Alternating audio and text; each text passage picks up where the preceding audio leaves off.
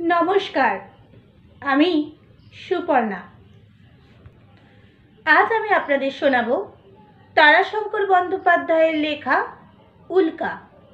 যদি আমার এই গল্প পাঠ আপনাদের ভালো লাগে তাহলে লাইক করে দেবেন, শেয়ার করে দেবেন এবং অবশ্যই সাবস্ক্রাইব করে দেবেন। চলুন শুরু করা যাক। উল্কা। অল্প বয়সেই পিতৃমাতৃহীন হইয়া জ্যোতি তাহার নিঃসন্তান খুড়ো হরিচরণকে আশ্রয় করিয়া খুড়ার বাসভূমি বেলগাঁয়ে প্রবেশ করিল। গ্রাম প্রবেশ মুখেই বৃদ্ধ জ্যোতিষী রামসুন্দরের সহিত তাহার সাক্ষাৎ হইয়া গেল। বৃদ্ধ হরিচরণের সঙ্গে জ্যোতিকে দেখিয়া রামসুন্দর জিজ্ঞাসা করিল, বাবু, সঙ্গে ছেলেটি কে? হরিচরণ ভারী গলায় আর্দ্র চক্ষে কহিলেন, আমার বৈমাত্রেয় দাদা রায়চরণের ছেলে জ্যোতি। নেহাতি দুর্ভাগ্য, এই বয়সেই বাপ মা সব হারিয়ে এখন আমার ঘাড়েই পড়ল। বৃদ্ধ জ্যোতিষীর কিন্তু কথার দিকে লক্ষ্য ছিল না। লক্ষ্য ছিল সর্বাঙ্গে উন্দীপ্ত ভাঙ্গি মাখানো গৌরবর্ণ, স্ফীত নাসা, দীপ্ত বুক, তীব্র দৃষ্টি এই ছেলেটির ওপর। এক দৃষ্টে সে যেন জ্যোতির পানে তাকাইয়া তার প্রতি অঙ্গের গঠন ভঙ্গিমা বিশ্লেষণ করিয়া দেখিতেছিল। বৃদ্ধের এই বিশ্লেষণ ভরা দৃষ্টি জ্যোতির ভালো লাগিল না। বৃদ্ধের ওপর তাহার দীপ্তি চক্ষের বিরক্তি ভরা তীব্র দৃষ্টি হানিয়া ভ্রুকুঞ্চন করিয়া উদ্ধত ভঙ্গিমায় রুক্ষস্বরে বলিয়া উঠিল, আমায় তুমি খাবে নাকি?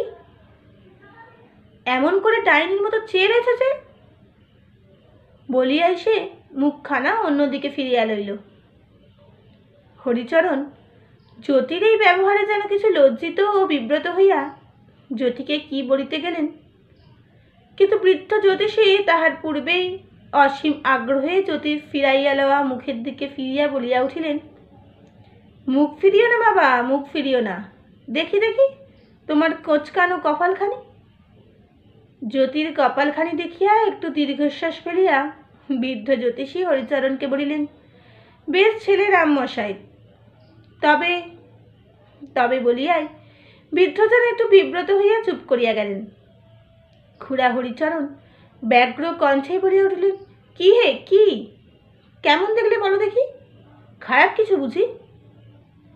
তারপর একটা দীর্ঘশ্বাস ফিরিয়া কহিলেন, তার বলতে হবে কেন, নইলে কি আর এই বয়সেই বাপ মা সব খেয়ে। রামসুন্দর তাড়াতাড়ি বাধা দিয়া বলিলেন, আগে না না, খারাপ কিছু নয়, তবে ছেলেটির ওপর একটু নজর রাখলে ভালো হয়।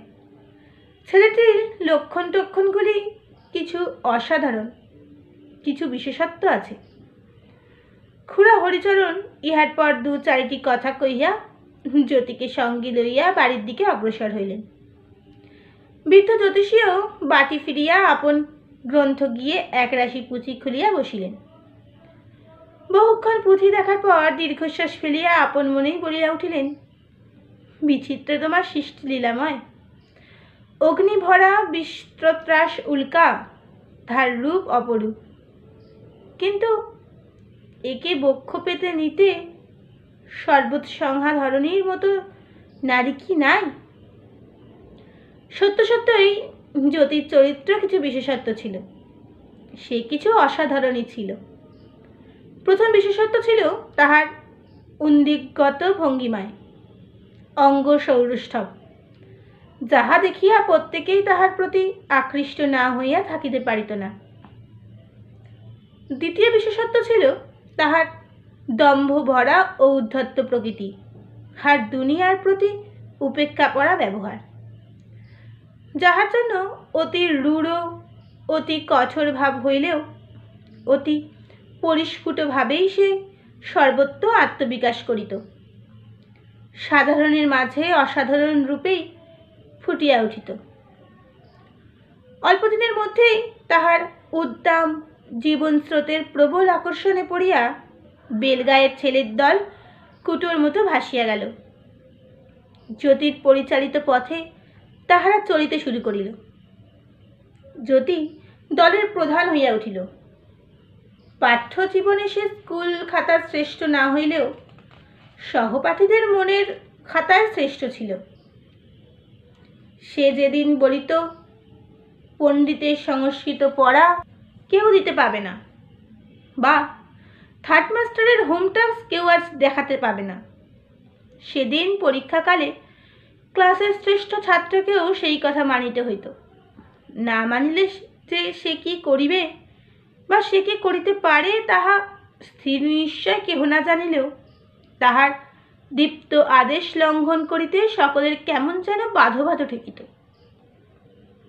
ইহার মধ্যেও একটা বিশেষত্ব তাহার ফুটিয়া উঠিল। যদি এসবের জন্য কোনো শাস্তি লইতে হইত, তবে জ্যোতিই সর্বাগ্যে সেই শাস্তি গ্রহণ করিত। আর গ্রহণ করিত তাহার চরিত্রগত উপেক্ষা ভরেই, দীপ্ত মুখেই, উচ্চশিরে। তাহার প্রতি পদক্ষেপ, প্রতিভঙ্গিমা, প্রতিজনের সহিত ব্যবহার যেন দম্ভ ভরে ঘোষণা করিত, আমি কাহকেও মানিব না, সকলে আমাকে মানিয়া চলিবে, না মানে আমি জোর করিয়া মানাইব। আমি সকলের চেয়ে বড়, আমার চেয়ে বড় কেউ হইতে পারে না। অপুত্র হরিচরণ সচরাচর অপুত্রকের মতোই অতিরিক্ত রকমের সংসারী ছিলেন। সুদ আদায় করিয়া আর হিসেবের খাতায় মাথা গুজিয়াই তাহার দিন কাটিয়া যাইত। জ্যোতিকে অন্তর ঢালিয়া ভালোবাসিয়াও জ্যোতির প্রতি লক্ষ্য রাখিবার তাহার অবসর ছিল না।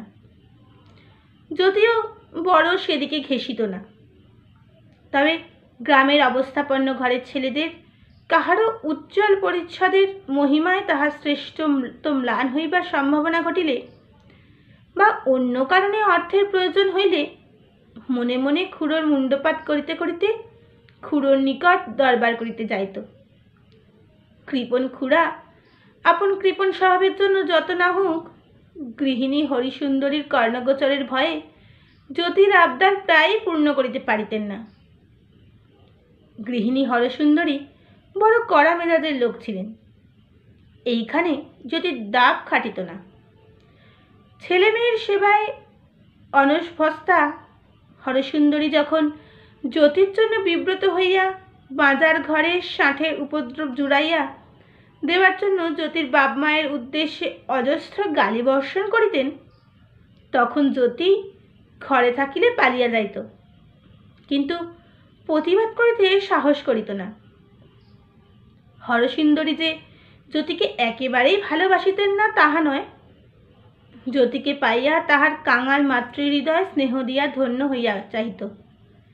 কিন্তু বৃদ্ধ জ্যোতিষীর প্রথম দিনের কথাটায় জ্যোতির ওপর নজর রাখিতে গিয়ে সাধারণতই কড়া মেজাজের হরসুন্দরী অতিরিক্ত রকমের কড়া হইয়া উঠিয়াছিলেন এবং ক্রমে সেটা অভ্যাসে পরিণত হইয়া গিয়াছিল।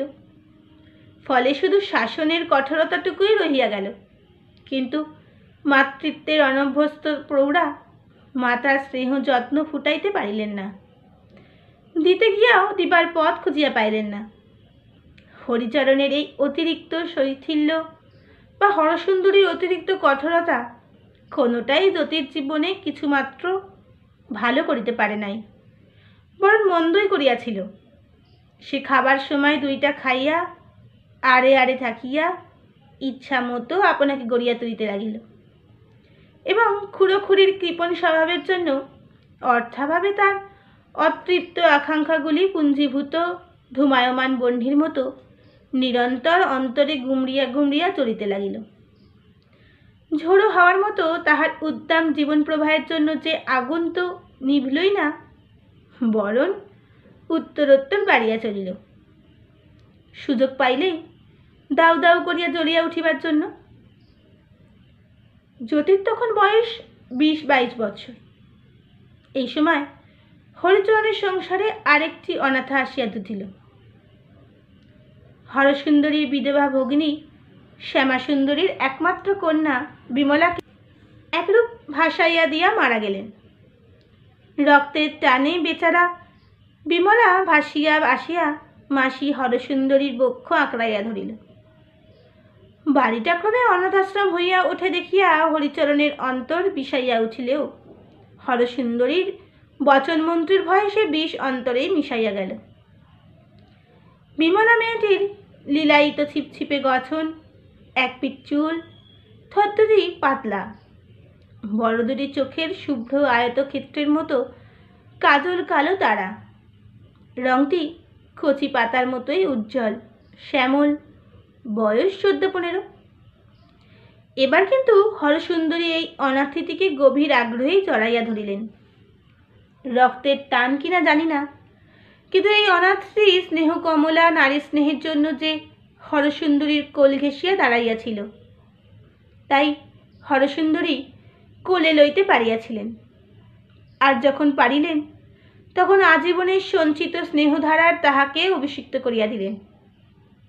সেদিন দ্বিপ্রহরে বড় ঘরের বারান্দায় শুইয়া বিশ্রাম করিতে করিতে হঠাৎ একটা কথা হরসুন্দরীর মাথায় খেলিয়া গেল।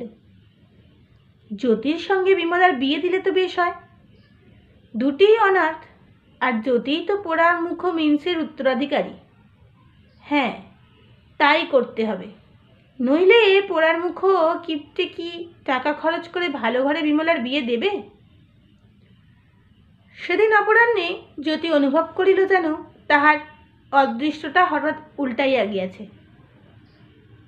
বৈকালের জলখাবারের বরাদ্দ মুড়ি বাতাসার সঙ্গে হরসুন্দরীর কর্কশ কঠোর দৃষ্টির পরিবর্তে সেদিন দেখিল তকতকে রেকাবিতে পেঁপে, লুচি, মিষ্টির সঙ্গে শ্যামলা বিমলার কোমল স্নিগ্ধ দৃষ্টি। জ্যোতি তখন নিবৃষ্ট চিত্তে কেশের পারিপাট্য সাধনে নিযুক্ত ছিল। এমন সময় কে কুণ্ঠিত স্নিগ্ধ কণ্ঠে কহিল, জলখাবার। জ্যোতি চোখ ফিরাইয়া দেখিল জলখাবারের থালা হস্তে একটু বাঁকাইয়া দাঁড়াইয়া বিমলা, আর পশ্চিমের খোলা জানলা দিয়া পরন্ত রৌদ্রে তাহার শ্যামল দেহখানি মাখামাখি। এই কালো মেয়েটা হরসুন্দরী স্নেহপাত্রী বলিয়া জ্যোতি তাহাতে সুনজরে দেখিত না, এবং কালো বলিয়া নজর করিয়াও দেখে নাই। আর হরসুন্দরীও বিমলাকে জ্যোতির কাছ হইতে আড়াল করিয়া রাখিয়াছিলেন। বিমলা যে বাড়ির দাসীবাদী নয়, সে কাহারও হুকুম পাত্রী নয়, এই কথাটাই বিশেষ করিয়া জ্যোতিকে জানাইবার জন্য তাহাকে অতি যত্নে ঘর সাজান পুতুলের মতো তুলিয়া রাখিয়াছিলেন। আজ কিন্তু এই পরন্ত রৌদ্রমাখা লীলায়িত গথনা শ্যামলা বিমলার দিকে টিকেই চাহিয়া জ্যোতি আর চোখ ফিরাইতে পারিল না। সৌন্দর্য মুগ্ধ করে, যৌবন লুব্ধ করে। একটা মুগ্ধ লোলুপ বাসনা জ্যোতির দীপ্ত চোখের তীব্র দৃষ্টিতে চকমক করিয়া ফুটিয়া উঠিল। বিমলা জ্যোতিকে সঠিক ভালো না বাসিলেও জ্যোতির উদ্দাম ধারা, জ্যোতির দীপ্ত ভঙ্গি দেখিয়া মুগ্ধ হইয়াছিল, আকৃষ্ট হইয়াছিল। কিন্তু ভীরুর মতো সভয়ে অন্তরাল হইতে তাহার পানে চাইয়া থাকিত, কাছে ঘেঁষিতে সাহস করিত না। আজ কিন্তু জ্যোতির এই প্রবল ব্যগ্র দৃষ্টি তাহার কেমন ভালো লাগিল না। সে দুম করিয়া জলখাবারের থালাখানা মাটিতে নামাইয়া দিয়া তড়িৎ পদে ঘর হইতে বাহির হইয়া গেল। সিঁড়িতে নামিতে নামিতে সে একবার দাঁড়াইল। তখনও তাহার বুক সভয় আনন্দে ঢিপ ঢিপ করিতেছে। সেখানেতে একবার পিছন ফিরিতেই সে দেখিল জ্যোতি চিরুনি হাতেই ঘর হইতে বাহির হইয়া বারান্দায় দাঁড়াইয়া, চোখে তখনও তাহার সেই দৃষ্টি। সে একরূপ ছুটাইয়াই নেচে নামিয়া গেল। জ্যোতি এবার চিরুনি দিয়া চুল আঁচড়াইতে আঁচড়াইতে ঘরে প্রবেশ করিয়ার সময় মুগ্ধ কণ্ঠে বলিল, বাহ, তোফা। এমন সময় জ্যোতি বলিয়া হরসুন্দরী ঘরে প্রবেশ করিল। তাহার আবির্ভাবে জ্যোতির বুকের ভিতর যেন রেলগাড়ির স্ট্যান্ডিং আরম্ভ হইয়া গেল। এত জোরে বুকের ভিতরটা ঠিপ ঠিপ করিতেছিল যে বাইরে হইতেও বা শোনা যায়। মুখখানা কালি মারিয়া গেল। সর্বনাশ, তারকা রাক্ষসী কথাটা শুনিলে নাকি? হরসুন্দরী কথাটা শুনিয়াছিলেন। তিনি পাশের ঘরেই ছিলেন, কতকটা আড়ি পাতিয়াই ছিলেন। বেশ একটু কোমলভাবেই বলিলেন, তাহলে বিমলিকে তোর পছন্দ বটে কেমন? তাহলে তোর খুড়োকে বলি, বিমলিও বড় হলো, এই বছরই তোদের বিয়ে।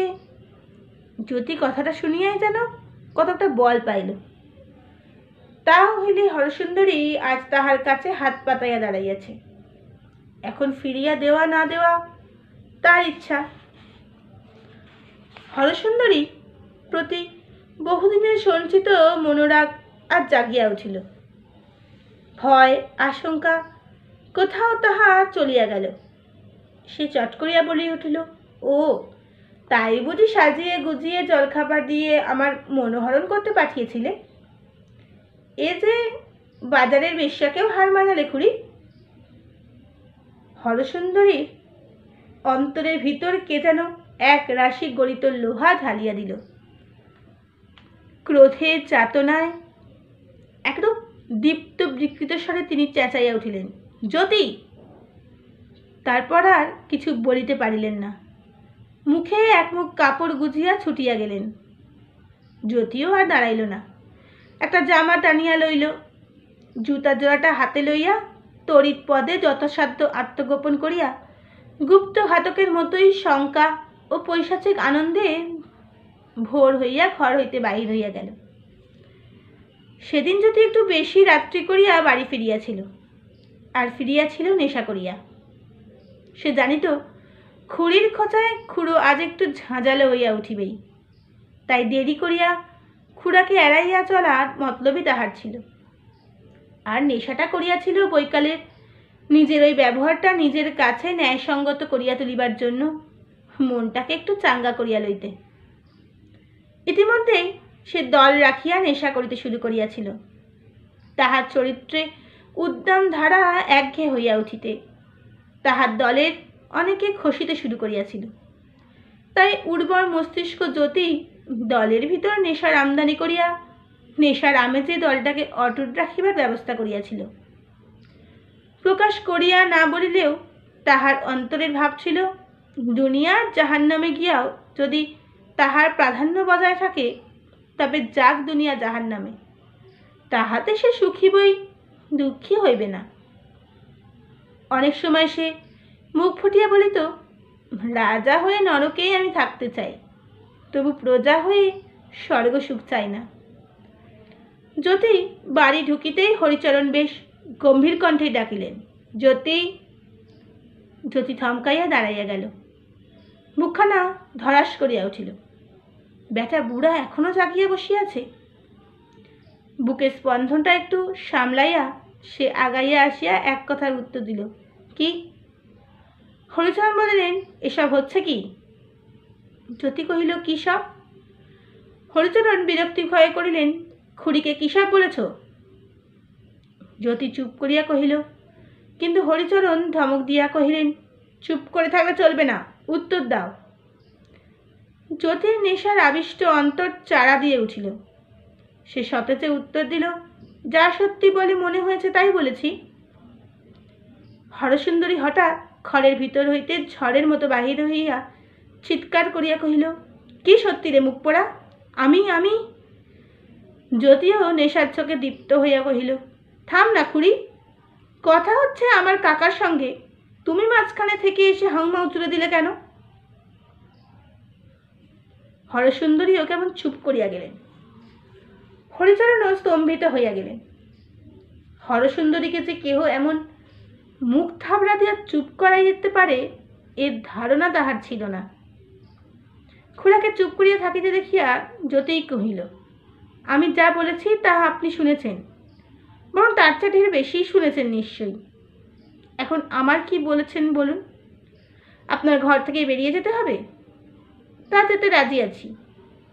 আমার বাবার বিষয় বিক্রি করার 4,000 টাকায় মায়ের সুদ ফেলে দেন, আমি চলে যাচ্ছি। হরিচরণের ঘাড় ধরিয়া কে যেন বসাইয়া দিল। তাহার সমস্ত ক্রোধ হাঁক ডাক কোথায় যেন উড়িয়া গেল।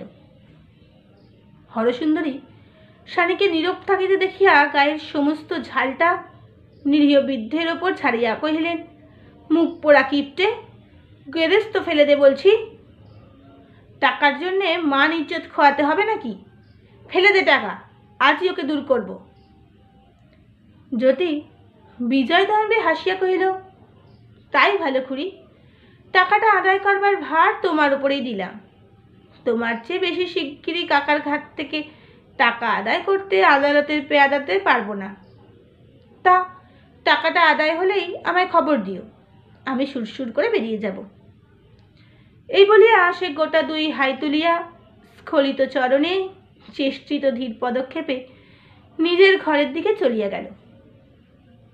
ছোট মাটির ঘর, একখানি তক্তপোষের ওপর শয্যায় বিছানো, এক কোণে পীরসূচের ওপর মাটির ডেলুই জ্বলিতেছে। জ্যোতি ঘরে প্রবেশ করিয়া শয্যার ওপর গায়ের জামা শুদ্ধ শুইয়া পড়িয়া হাত দুটো মাথার দিকে ছড়াইয়া দিল। ক্ষণ পরে আবার সে উঠিল, পকেট হইতে একটা সিগারেট বাহির করিয়া মুখে পুড়িয়া দেশলাইয়ের জন্য পকেটে খুঁজিল, কিন্তু পাইল না। বিরক্ত ভরে এ নিশ্চয়ই জেদো কাজ, ডাকাত বলিয়া উঠিয়া পীরসূচের নিকট গিয়া ঝুঁকিয়া প্রদীপের আলোতে সিগারেট ধরাইয়া উঠিয়া দাঁড়াইল। ঘরখানা সহসা যেন আলোকিত হইয়া উঠিল। তার সঙ্গে সঙ্গে পাশের ঘর হইতে বিমলা একটা ব্যাকুল অস্ফুট ধ্বনি ছুটিয়া আসিয়া জ্যোতির পা দুটি জড়াইয়া ধরিল। খুড়াখুড়ির সহিত দ্বন্দ্বে বিজয়ী জ্যোতি বিমলার এই পায়ে ধরার নিষ্ঠুর পরিহাসে তাহাকে জর্জর করিয়া যাইতেছিল, কিন্তু অপরাহ্নে পরন্ত সেই রৌদ্র মাখা লীলায়িত ছবিখানি মনে জাগিয়া সব উল্টাইয়া দিল। নিশা ঝোঁকে একটা উদ্যমা ক্ষুধার ভোর হইয়া সে তাহাকে হাত ধরিয়া তুলিতে গেল, কিন্তু বিমলার বাহুমূলে জ্যোতির হাত ঠেকিতে বিমলা সর্পস্পৃষ্টের ন্যায় তাহার পা ছাড়িয়া দূরে সরিয়া দাঁড়াইয়া দীপ্তভঙ্গিতে কহিল, আপনি যে এত নীচ তা আমি জানতাম না। ঘা খাইয়া জ্যোতির অন্তরটা জ্বলিয়া উঠিল। সে অতি নিষ্ঠুরভাবে বিদ্রুপের হাসিয়া হাসিয়া কহিল, আর মেয়ে মানুষ হয়ে পুরুষের পায়ে ধরে সাধাটা কি বুঝি? বিমলা হাসিয়া কহিল, যার যেমন চিন্তাধারা। কথাটা শেষ করার আগে নিজের হাঁটুর দিকে একবার চেয়ে দেখুন দেখি। জ্যোতি প্রদীপের ক্ষীণ আলোয় হাঁটুর দিকে চাহিদা দেখিল তার আজনুলম্বিত পাঞ্জাবিটার নিচের দিকটা অনেকখানি পুড়ে গিয়াছে। সে কিছু বুঝিতে পারিল না, শুধু দগ্ধ পাঞ্জাবিটা লইয়া নাড়াচাড়া করিতে লাগিল। বিমলা কহিল, আপনার পায়ে ধরে সারতে আসেনি, সিগারেট ধরাতে গিয়ে নেশার ঝোঁকে। জ্যোতি যেন চমকিয়া উঠিয়া কহিল, নেশার ঝোঁকে? বিমলা কহিল, মেয়ে মানুষের নাক চোখ কিছু বেশি খড়, এখনও আপনার গায়ে গাঁজার গন্ধ উঠছে, পা টলছে। যদি এতটুকু হইয়া গেল, বিমলা বলিয়া গেল, নেশার চোখে পাঞ্জাবিটায় আগুন ধরালেন, পাশের ঘরেই ছিলাম, চোখে দেখে স্থির থাকে কি করে? ছুটে এসেই চেপে ধরে নিভিয়ে দিলাম। যদি ব্যাক্র উৎকণ্ঠিতভাবে দু পা আগাই আসা কহিল, তো তো তোমার কোথাও হইতে পুড়ে যায়নি তো? বিমলা অঙ্গুলি নির্দেশ করাইয়া কহিল, আপনি আর এগিয়ে আসবেন না, আপনি নেশাখোর। না, আমার কোথাও আঁচলটুকুও লাগেনি, আর পুড়ে গেলেই বা আপনার কি? বেশ, সে পায়ে ধরে সাধা, অপবাদের আগুনে মুখখানা পুড়িয়ে দিয়ে এত দরদি বা কেন? এ বলিয়া সে ধীর পদে পাশের ঘরে প্রবেশ করিল। মাঝের দরজাটা বন্ধ করিয়া দিতে দিতে কহিল, দেখবেন একটু সাবধানে থাকবেন, সিগারেট খেতে খেতে যেন বিছানায় আগুন ধরাবেন না, আর নিচে আসুন না, একেবারে খেয়ে এসে শোবেন। জ্যোতি এ ঘর হইতে উত্তর দিল, না, আমি খাবো না, আমি চলে যাচ্ছি। যাবার সময় একটা কথা বলে যাচ্ছি বিমলা, কিসের থেকে যে কি হয়, কেন যে হয় তা তুমি বোঝো না, আমিও বুঝি না, নইলে আজ আমার মুখের মন্দ কথা তোমার এত আঘাত পেতে না। বোঝো তো, আজ এই কথাগুলো তোমায় আমার মতো অপাত্রে পড়ার বিপদ থেকে বাঁচালে কিনা? আর এর গোড়াকার কথাটা ধরো না কেন? খুড়ি যদি তোমার কথা না বলে অন্য কেউ বলল তাহলে তো, না থাক, তুমি আমার প্রাণ বাঁচালে, অন্তত আমার হাত হতে তোমায় বাঁচিয়ে যে উপকারটুকু হয় তা আমি করব।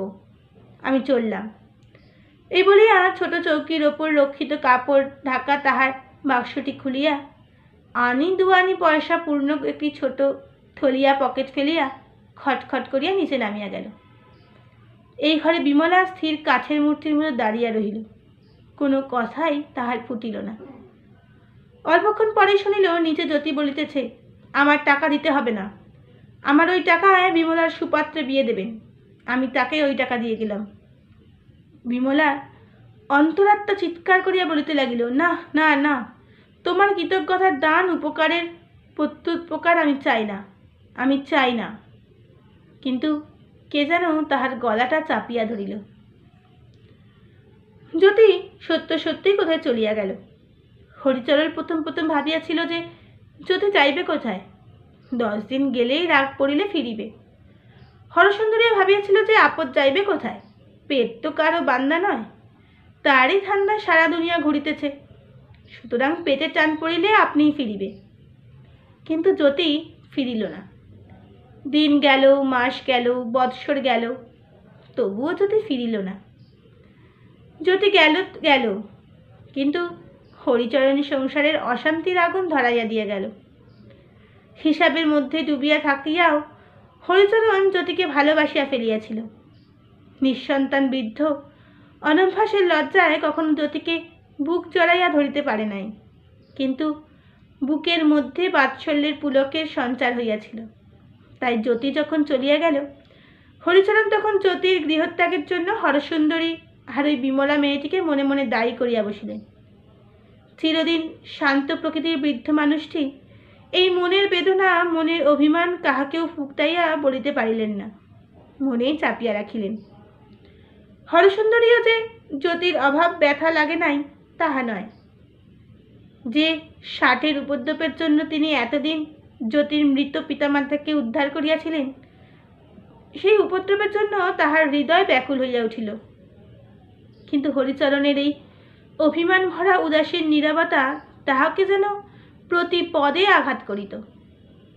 তাহার আহত অন্তরাত্মা যেন গুমরাইয়া কাঁদিয়া বলিত, এই তাহার মাতৃহৃদয়ের অপমান, হতভাগী, তুই তো মানুষ, তাই তোর এই শাস্তি। মা হইলে তো জ্যোতি এমন করিয়া যাইতে পারিত না, হরিচরণও এমন নিষ্ঠুর শাস্তি দিতে পারিত না। তাহার সমস্ত মাতৃত্ব নারীত্ব একসঙ্গে উথলাইয়া যেন তাহাকে অভিমানের তরঙ্গে অভিভূত করিয়া দিল, মুখরার কণ্ঠকে যেন রোধ করিয়া দিল। হরসুন্দরী পোড়ার মুখ মিনসে ডাকটি পর্যন্ত ভুলিয়া গেলেন, বুকের বিমলাকে পর্যন্ত অভিমান করিয়া মাটিতে ফেলিয়া দিলেন। বৃদ্ধ ও বৃদ্ধার জীবনের নিবিড় দাম্পত্য বন্ধন কোনো দুষ্ট গ্রহের গোপন ছুরিকায় ছিন্ন হইয়া গেল। উভয়ে পরস্পর হইতে দূরে সরিয়া অভিমানের রচিত নীড়ে মনের গোপন ব্যথা অতি যত্নে পালন করিতে লাগিলেন। আর উভয়ের মাঝখানে অনাদৃতা উপেক্ষিতা বিমলা নিজেকেই জ্যোতির গৃহত্যাগের জন্য দায়ী ভাবিয়া লজ্জায় নিজের প্রতি ঘৃণা মরমে মরিয়া গেল। দুঃখিনী মেয়েটি কর্তা গিন্নির উপেক্ষিত সংসারটির সমস্ত কর্মের বোঝা মাথায় লইয়া চূড়ান্ত অপমান মাথায় তুলিয়া লইল। সে যে ইহা বুঝিতে তাহা নয়, সে জানিত এই তাহার সবচেয়ে বড় অপমান। তবু কি করিবে সে? পেট তো মানে না। একবার তার মনে হইতো দগ্ধ উদরটার ছুরি চাবাসাইয়া দেয়। অভিমান করিয়া বসিয়া থাকিলে তো বয়স বসিয়া থাকে না। দেখিতে দেখিতে 1 বৎসর কাটিয়া গেল। বিমলা 15 পড়িল।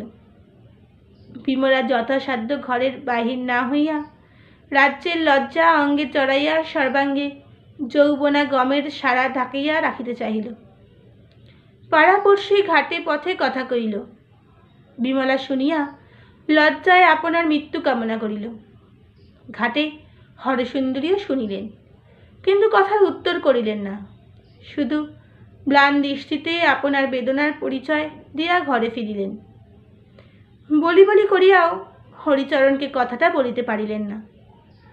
মনে হইল আমার বঞ্ছি বলিয়াই তো কথাটা মনে পড়ে না। কই, নিজের ভাইপোর কথা তো ক্ষণিকের জ্বরেও ভুলিতে পারে না। দারুণ অভিমানে কণ্ঠ রুদ্ধ হইয়া গেল। হরসুন্দরী না খাইয়া শুইয়া পড়িলেন। হরিচরণের খাওয়া হইয়া গেলে বিমলা বহুক্ষণ অপেক্ষায় থাকিয়া শেষে আসিয়া ডাকিল, মাসি এসো, খাবে এসো। অগ্নিগর্ভ গিরিশিখরের অগ্নুৎকারের মতোই হরসুন্দরী আজ গর্জন করিয়া উঠিলেন, খাবো খাবো, পিণ্ডি খাবো বই কি, তুই আগে মর তারপর খাবো। ঘাটের কাহিনী বিমলা সমস্তই জানিত, তাই গর্জনে সে অভিভূত হইয়া না, শুধু হাসিয়া কহিল, তার তো এখনো দেরি আছে মাসি, আমি কিন্তু আজ এক্ষুনি খাবার কথা বলছিলাম। হরসুন্দরী জ্বলিয়া কহিলেন, কালামুখী, হাসতে তো একটু লজ্জা করে না? নিজের অঙ্গের দিকে কি একটু চেয়ে দেখিস না? পোড়ানমুখো ভগবানের দেখা পাইত, তোকে বাঁচিয়ে রাখার কারণটা জিজ্ঞেস করি, তার দেখাও পাই না। বিমলা এবারেও হাসিয়া কহিল, সে দেখা দিলে কি আর তার রক্ষে ছিল মাসি? দেশ শুদ্ধ লোকের টানাটানিতে হাত পা ছিঁড়ে তার টুকরো টুকরো হয়ে যেত, তাই যে লুকিয়ে থাকে এ আমি নিশ্চয়ই বলতে পারি, নইলে ওই কথাটি আমি জিজ্ঞাসা করতাম, এসো খাবে এসো। কাঁদছ কেন বলো তো? তুমি কাঁদলে আমি দাঁড়াই কোথায় বলো? বলিয়া হরসুন্দরীর হাত ধরিল। হরসুন্দরী ঝরঝর ঝরা অশ্রুসিক্ত আপন বক্ষে দীর্ঘ 1 বৎসর পরে বিমলাকে টানিয়া লইলেন। হরিচরণ পাশের ঘরেই শুইয়াছিলেন। কথাগুলো তাহার বুকে বাজিল। তাই তো, কথাটা তো তাহার বহুদিন পূর্বেই মনে হওয়া উচিত ছিল। জ্যোতির অনুরোধ, তাহার ঋণ, তাহাকেই তো শোধ করিতে হইবে। ছোড়া থাকিলে যে কোনো ভাবনাই তাহাকে ভাবিতে হইত না। বিমলা মেয়েটিও তো বেশ। একটা দীর্ঘশ্বাস ফেলিয়া তিনি বলিয়া উঠিলেন, হরিবোল হরিবোল। দিন 15 পরে হরিচরণ হরসুন্দরীকে কহিলেন, বিমলাকে কাল দেখতে আসবে। হরসুন্দরী কথা কইলেন না, শুধু মুখখানা তাকাইয়া রহিলেন। হরিচরণ পুনরায় কহিলেন, অবস্থা বেশ ভালোই, জমিদার লোক, জানবে বোধ হয়, খড়বুনির বাবুদের বাড়ি, ছেলেটি ভালো, বিয়ে পড়ছে। হরসুন্দরী আশ্চর্য হইয়া কহিলেন, তারা যে অনেক হেঁকে বসবে। হরিচরণ বলিলেন, জ্যোতির টাকাও তো কম নয়, 4000 টাকা, তার সুদ ধরলে। একটা বিস্মিত প্রায় অন্তর্দাহী জ্বালা পুনরায় বিপুল বেগে হরসুন্দরীর বুকে জ্বলিয়া উঠিল। তিনি তাড়াতাড়ি সে স্থান হইতে চলিয়া গেলেন। রান্নাশালে বাঁশের খুঁটি ধরিয়া বিমলা দাঁড়াইয়াছিল। হরসুন্দরীকে দেখিয়া কহিল, মাসি, আমার বাপের এমন কিছু নেই যা বিক্রি করে 1 টাকাও হয়। হরসুন্দরী কথাটা বুঝিতে না পারিয়া জিজ্ঞাসার দৃষ্টিতে বিমলার পানে চাহিলেন। বিমলা পুনরায় কহিল, 1 টাকার আফিংয়ে এই লজ্জার দায়িত্ব বোধ হয় এড়ানো যায় মাসি। হরসুন্দরী কাঁদিয়া কহিলেন, তাই চল মা, নগাঁয়ে যাই চল, দেখি তোর বাপ তোর জন্য কি ব্যবস্থা রেখে গেছে। ভাবিস নি মা, টাকা না চটে দেশে বিনিদামের বিষের অভাব নেই। পুকুরে জল আছে, আগুনের চেয়েও চিনতে পাওয়া যায়, কাপড় ছিঁড়েও দড়ি অভাব মেটানো যায়। সেদিনই হরসুন্দরী বিমলাকে লইয়া তাহার নির্বান্ধব পৈতৃক বাসভূমি নবগ্রামে যাত্রা করিলেন। যাত্রার কথা হরিচরণ জানিতেন না। কথাটা শুনিয়া তিনি ছুটিয়া আসিলেন। কহিলেন, সে কি গিন্নি, কাল যে খুড়োবানি ওরা বিমলাকে দেখিতে আসিবেন। হরসুন্দরী কহিলেন, তাদের তুমি জবাব দিও, ওখানে তো বিমলার বিয়ে হতে পারে না। হরিচরণ বিস্মিতভাবে কহিলেন, সে কি? হরসুন্দরী কহিলেন, বিমলার তো ও ঘরে বিয়ে হবার কথা নয়, তার বাপ তো সে সম্বল রেখে যায়নি। হরিচরণ কহিলেন, টাকা তো? হরসুন্দরী বাধা দিয়া কথাটা পূরণ করিয়া কহিলেন, জ্যোতি দিয়ে গেছে, কিন্তু তুমি স্বামী হয়ে সেই অপমানের দান আমাকে গ্রহণ করতে বলো। আমরা সত্যই কি? ওই কি পর্যন্ত বলিয়া আর বলিতে পারিলেন না। তাড়াতাড়ি গাড়োয়ানকে বলিলেন, ও বাবা গাড়োয়ান, গাড়ি হাঁকাও। হরিচরণ ব্যস্তভাবে কহিলেন, কাজ নেই তার টাকার, আমি টাকা দিচ্ছি, আমিও তো বিমলার মেশো। হরসুন্দরী কহিলেন, সে 100 বার। সে কথা বিমলা ভুলে যায়নি, যাবেও না। কিন্তু বিমলার মেশো হিসেবে যদি তুমি তার বিয়ে দিতে, তাহলে 4-5 হাজার টাকা খরচ করবার কথা স্বপ্নেও ভাবতে পারতে না। আমি তো তোমায় জানি। এ তুমি যা করছো সব জ্যোতির কাকার হিসেবে। এও সেই জ্যোতির অপমানের দাম তার কাকার দেওয়া। চলো বাবা গাড়োয়ান। হরিচরণ আর কথা কইতে পারিলেন না, গাড়ি চলিয়া গেল। মাসখানেক পরে হরসুন্দরী বেলগাঁয়ে ফিরলেন, কিন্তু একা। বিমলার পৈতৃক ভিটা আর শিষ্য সেবকদের দেওয়া কয়েক বিঘা জমি, যেগুলি গরুর জিনিস বলিয়া ধর্মের ভয়ে নেহাত বাজেয়াপ্ত হইয়া যায় নাই, সেগুলি বেচিয়া কিনিয়া 5 টাকা নবগ্রামেরই বৃদ্ধ রামেশ্বর চ্যাটার্জির সঙ্গে বিমলার বিবাহ দিয়া তিনি ফিরিয়াছিলেন। রামেশ্বরের অবস্থা ভালোই, তবে প্রথম পক্ষের 4 পুত্র ও 4 ভীমা পুত্রবধূ বর্তমান। বৃদ্ধ ভীমা পুত্র বধূদের ভীম পরিচর্যা ও ভীম আপ্যায়নের হাত হতেই নিষ্কৃতি পাইবার জন্যই 60 বছর বয়সে বিমলাকে গ্রহণ করিলেন। বিমলা চলিয়া গেল, তবু হরসুন্দরী ও হরিচরণের পূর্বজীবন ফিরিল না। হরিচরণের ব্যথার ওপর নতুন ব্যথা। হরসুন্দরী তাহাকে পর ভাবিয়া মেয়েটাকে ভাসাইয়া দিল। আহা, সে যাই করুক না, তবুও তো সে মেয়ের মতোই বাড়িতে ছিল। ছেলের অভাবে মেয়ে লইয়াও তো অনেকে সংসার বাঁধে। আর হরসুন্দরীর জন্য চিন্তা, অন্য ভাবনার অবসর ছিল না। দিবা রাত্রি তাহার চক্ষের সম্মুখে ভাসিতেছিল শুধু হাত, থান পড়া, ম্লানমুখী বিমলার ছবি। অবিরল ঝরা অশ্রুর ধারেও সে ছবি মুছিল না, যেন স্নাত হইয়া উজ্জ্বল হইয়া ফুটিয়া উঠিয়া তাহার দিকে অগ্রসর হইয়া আসিতে লাগিল। 6 মাস প্রায় না হইতেই সে ছবি একদিন হরসুন্দরীর কোলের কাছে দাঁড়াইয়া ডাকিল, মাসি, একটু আশ্রয়। কল্পনার ছবি বাস্তবের রূপে ফুটিয়া উঠিল। একদিন প্রাতে বিমলা হরিচরণের দ্বারে আসিয়া উপস্থিত হইল, শুধু হাতে, থান পড়া, ম্লান মুখ। দিন 15 আগে বিমলা বিধবা হইয়াছে, আর সৎ ছেলেরা তাহাকে তাড়াইয়া দিয়াছে। তাই বিমলা মাসির কাছে ফিরিয়া কোলের কাছে দাঁড়াইয়া কহিল, মাসি, একটু আশ্রয়। হরসুন্দরী স্তম্ভিতের মতো চুপ করিয়া রহিলেন। না পারিলেন কথা কহিতে, না পারিলেন ফুকারিয়া কাঁদিতে। সদ্যোত্থিত হরিচরণ ঘর হইতে বাহির হইয়া আসিয়া পিতার মতোই বিমলাকে বুকে টানিয়া লইয়া কহিলেন, আয় মা, আয়। সেই অন্ধকার রাত্রেই জ্যোতি বেলগা ত্যাগ করিয়া চলিল। কোথায় যাইবে, কি করিবে, কিছুই স্থির নাই, তবুও চলিল। চলিতে চলিতে সে 2 ক্রোশ দূরবর্তী রেল স্টেশন রসিকপুরে আসিয়া উপস্থিত হইল। প্ল্যাটফর্মের ওপর অস্থিরভাবে পদচারণা করিতে করিতে স্থির করিয়া ফেলিল সে কলিকাতা যাইবে। কলিকাতার ভবিষ্যৎ গঠনের বিশাল ক্ষেত্র, সে সেইখানে যাইবে। মনে মনে আপনার অত্যুজ্জ্বল ভবিষ্যৎ আঁকিয়া পুলকিত হইয়া উঠিল। টিকিটের ঘণ্টা পড়িতেই সে আপনার সঞ্চয় ঝাড়িয়া একখানা হাওড়ার টিকিট কিনিয়া বসিল। সঙ্গে সম্বল অবশিষ্ট রহিল মাত্র 12 আনা পয়সা। আর কতদিন আগের এই বৃদ্ধের 2টি কথা, সে অসাধারণ, তাহার বিশেষত্ব আছে। উত্তেজনার মুখে অল্প সামর্থ্যের কথা জ্যোতির খেয়ালের মধ্যে আসে নাই। সে তখন বিভোর ছিল কল্পনার তুলিকায় ভবিষ্যতের চিন্তাক্ষণে।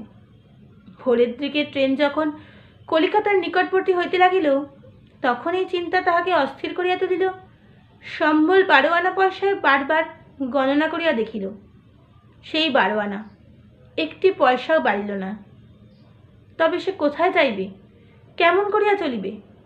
দারুণ উৎকণ্ঠায় সে অস্থির হইয়া উঠিল।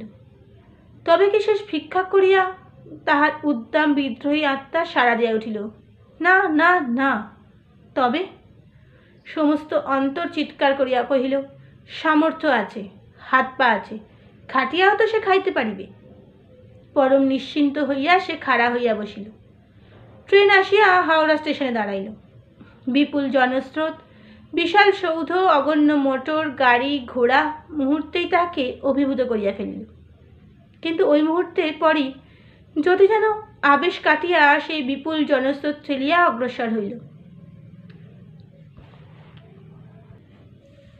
কিছু দূর আসিয়াই সে দেখিল ফার্স্ট ক্লাস হইতে একটি সাহেব পোশাক পরিহিত বাঙালি ভদ্রলোক দাঁড়াইয়া, সঙ্গে স্তূপাকৃতি মালপত্র।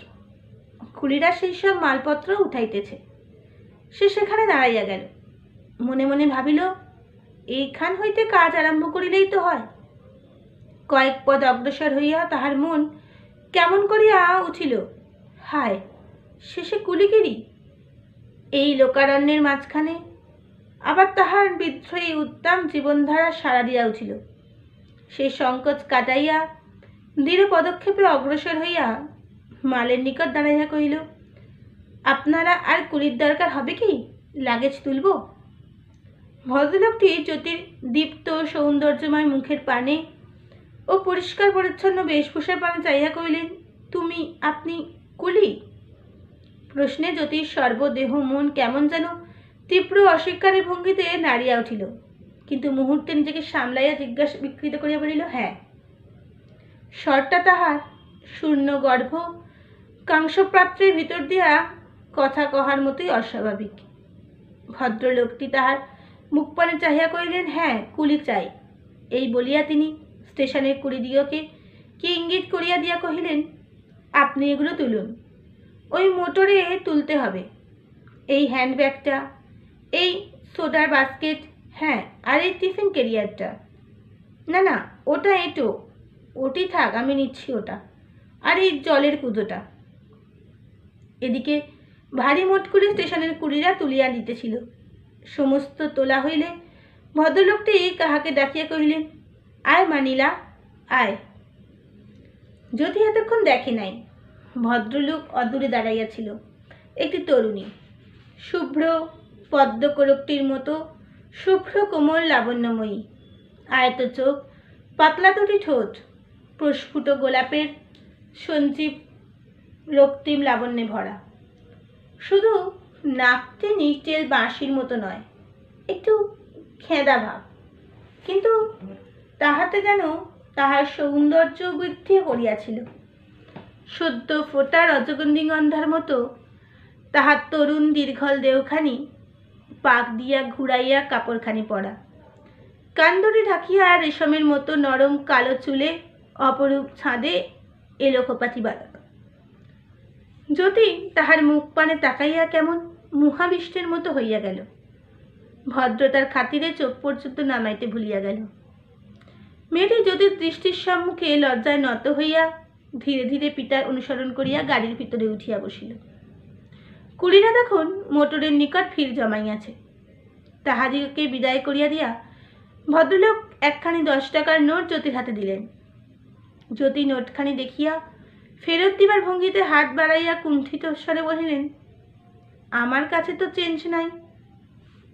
ভদ্রলোকটি কহিলেন, বাবা, আমি তো চেঞ্জ দিবার জন্য নিই নাই, তবে ভিক্ষা। ধারণা মাত্রই যদি সমস্ত রক্ত যেন চড়াত করিয়া মাথায় উঠিয়া গেল। সে আপন মনে মুখ চোখ লাল করিয়া দম্ভ ভরে উত্তর দিল, তবে কি আমায় ভিক্ষা দিচ্ছেন? ভদ্রলোকটি শতব্যস্ত কহিলেন, ছি, ও কথা কি বললে? তুমি যে দায়ে পড়ে কুলিগিরি করছো তা দেখেই বোঝা যায়, তাই বিপদে কিছু সাহায্য। যদি তেমনই মাথা নিচু করিয়া উত্তর দিল, সেও তো প্রকারান্তে ভিক্ষা, সে তো আপনার কাছে আমি চাইনি। তাহলে তো আপনার কাছে হাত পেতে দাঁড়ালেই হতো, মাল বইবার কোনো দরকার হতো না। আমার ন্যায্য মজুরি যা তাই দিন। আমি ঠিক জানি না কত আমার পাওনা, স্টেশনের রেট কি, কারণ আমি এর আগে কলকাতা কখনো আসিনি।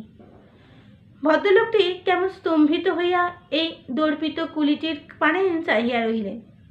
প্রশংসা, বিস্ময় ক্ষণে ক্ষণে তাহার মুখে খেলিয়া যাইতে লাগিল।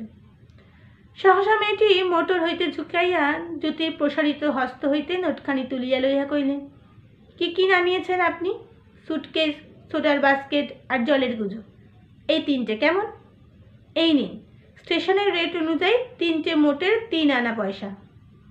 বলিয়া একখানি আনি ও একটা দুয়ানি জ্যোতির হাতে আলগোছে ফেলিয়া দিল। জ্যোতি এবার অতুল বিস্ময়ে সেই অপরূপ লাবণ্যময়ী তেজস্বী সপ্রতিভ মেয়েটির পানে চাহিয়া রহিল। হাত তখনও তাহার প্রসারিত, আর হাতের ওপর একটি আনি একটি দুয়ানি। ভদ্রলোকটি সহসা কহিলেন, দেখুন, আমার সঙ্গে আমার মোটর বাড়ি পর্যন্ত গিয়ে যদি মালগুলো নামিয়ে দেন তবে বড় সুবিধে হয়। আমাদের ওখানে কুলি মেলে নাকি না। ভদ্রলোকটি তখন মোটর চড়িয়েছেন, মোটর চড়িতে শুরু করিয়াছে। তিনি জ্যোতির হাত ধরিয়া টানিয়া কহিলেন, আসুন আসুন, নইলে আমাদের বড় অসুবিধে হবে। জ্যোতির ইচ্ছা হইল চিৎকার করিয়া বলে, তোমার অসুবিধে আমার কি? কিন্তু গাড়ির ভিতর পানে একবার তাকাইয়া মোটরের ফুটফুটে লাফাইয়া উঠিয়া পড়িল। ড্রাইভার তাহার পার্শ্বের আসনে স্থান নির্দেশ করিয়া দিতে সম্মুখের দরজা খুলিয়া দিতে যাইতেছিল, কিন্তু বৃদ্ধ ভিতরের দরজা খুলিয়া দিয়া কহিলেন, না না, ওখানে মাল রয়েছে, এই এখানে এখানে।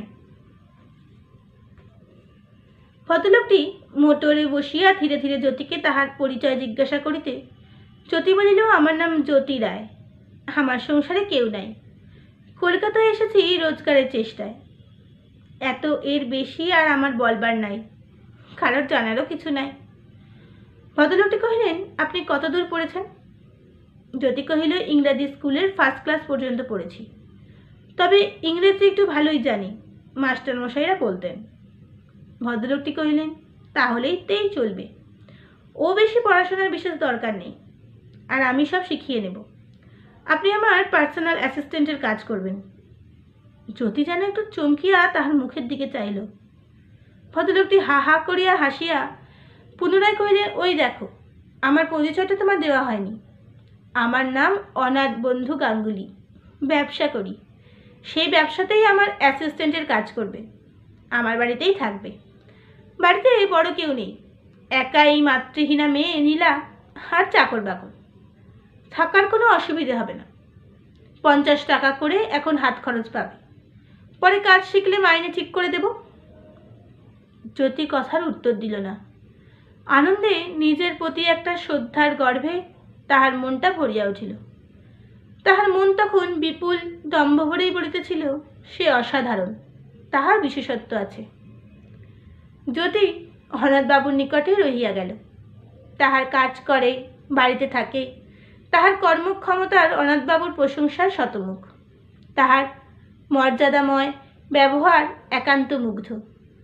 জ্যোতিরও এই স্নেহধারা জীবনে একটা বড় পরিবর্তন সাধন করিয়াছিল। সে আর সেই নেশাখোর নয়। সে এখন নতুন উচ্চ জীবনের আস্বাদ পাইয়াছে। সে এখন মানুষ হইতে চায়, ভোগ চায়, সংসার চায়, শান্তি চায়। নীলা কিন্তু জ্যোতিকে তেমন সুচক্ষে দেখিতে পারে নাই। জ্যোতির প্রথম দিনের মর্যাদাময় উদ্ধত্ত ব্যবহার যেমন তাহার ভালো লাগিয়াছিল, জ্যোতির দীপ্ত লাবণ্যময় রুক্ষ মূর্তি যেমন তাকে মুগ্ধ করিয়াছিল, তেমনি মন্দ লাগিয়াছিল জ্যোতির দীপ্ত বাসনাময় চক্ষের প্রবল তীব্র দৃষ্টি। সে দৃষ্টি দেখিয়া বিমলা শিহরিয়া উঠিয়াছিল। সে দৃষ্টি দেখিয়া নীলা বিরক্তি ভরে তাহাকে ঘৃণা করিতে চেষ্টা করিল। দাম্ভিক জ্যোতি নীলার এই ঘৃণা বুঝিত। প্রতিদানে তাহাকে ঘৃণা করিবার চেষ্টাও করিত, কিন্তু পারিত না।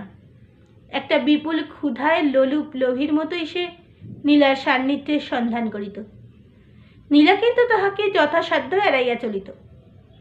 এক বাড়িতে থাকিয়াও সে কখনো জ্যোতিকে একাকিনী দেখা দিবার সুযোগ দেয় নাই, এবং পর্দার অন্তরালে একমাত্র বস্তু নিজে জ্যোতির সম্মুখে বাহির হইয়া অন্দরের পর্দাটাকে ঠেলিয়া প্রবেশাধিকার জ্যোতিকে সে দেয় নাই। সে বৎসর অনাথবাবুর ব্যবসা খুব ফাঁপিয়া উঠিল। সঙ্গে সঙ্গে জ্যোতির ভাগ্যেরও উন্নতি হইল। তাহার অঙ্গে এখন সাহেব বাড়ির দামি স্যুট আঁকড়া, মোটর চড়িয়া অফিস যাতায়াত করে। অনাথবাবুর কাছে তো তাহার আদরের পরিসীমা নাই। বড় বড় লোকের সঙ্গে জ্যোতিকে পরিচিত করিয়া দিয়া বলেন, আমার উন্নতির মূলে এই যেন আমার পরশ পাথর। এই পরিচয়ে পরিচিত হইতে জ্যোতির উদ্দাম দাম্ভিক মন কিন্তু কিছুতেই চাহিত না। অনাথবাবুর বন্ধু বান্ধব যখন পরিচয় পাইয়া তাহার দিকে অনুগ্রহের হাসি হাসিত, তাহার অন্তরাত্মা তখন চিৎকার করিয়া বলিত, না না না, ওরে ও ধন গর্বীয় দল যে ভিখারি নয়, সে ভিখারি নয়, সে কাহারও অনুগ্রহ চাহে না, কিন্তু ভদ্রতার খাতিরে মুখে জোর করিয়া হাসিয়া নমস্কার করিয়া নীরব থাকিত। দেখিতে দেখিতে এই গুমোট আগুন একদিন জ্বলিয়া উঠিল। সেদিন আপিসে আসিয়া মোটর হইতে নামিয়া জ্যোতি কহিল, মোটর তাহলে স্টেশনে যাক, নীলা দেবী তো একটার গাড়িতেই হুগলি থেকে আসবেন। অনাথবাবু কহিলেন, না, সে আমি ঘোড়ার গাড়ি নিয়ে যেতে কোচম্যানকে বলে এসেছি। আজ মোটরের অনেক দরকার আছে। তুমি ল্যাম্বার্টের ফাইল নিয়ে এসো দেখি, ব্যাটার একটা হেস্তনেস্ত করতেই হবে। ব্যাটা শুনেছি বিলেত থেকে ফিরেছে। জ্যোতি ফাইল লইয়া অনাথবাবুকে কক্ষে প্রবেশ করিয়া ফাইল দেখিয়া বসিল। অনাথবাবু সমস্ত বুঝাইয়া দিতে লাগিলেন। এমন সময়, হ্যালো মিস্টার গাঙ্গুলি, কেমন আছো বলিয়া একটি সাহেব বিনা একতলায় ঘরের মধ্যে প্রবেশ করিল। একখানা চেয়ার টানিয়া টেবিলের ধারে বসিয়া পড়িল।